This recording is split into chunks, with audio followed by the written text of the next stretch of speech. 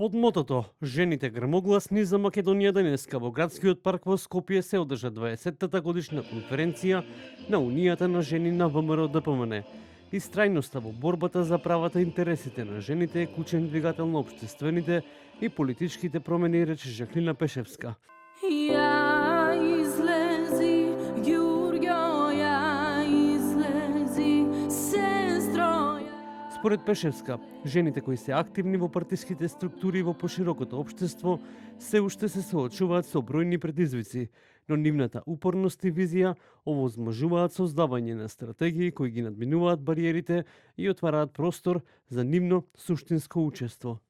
Интегрираноста на жените во сите слоеви на општеството е клучна. Ние не треба да стоиме на периферијата, туку треба да бидеме активни и учеснички во креирањето политики, во водството, во промената на општеството. Нашиот стил на лидерство не се мери само со одлуките кои ги носиме, туку со начинот на кој ги изнесуваме истите. Ја чувствуваме тежината на одлуките, но никогаш не се колебаме да ги донесеме. Унијата на жени е модел, платформа за глобално женско лидерство, рече Пешевска. Додаде дека преку Унијата градат мостови соработуваат со организации ширум светот, каде се докажува дека македонската жена има што да каже, што да направи, и знаење да понуди. Нашиот пристап не се базира само на логика, туку и на емпатија. Нашата сила е безгранична.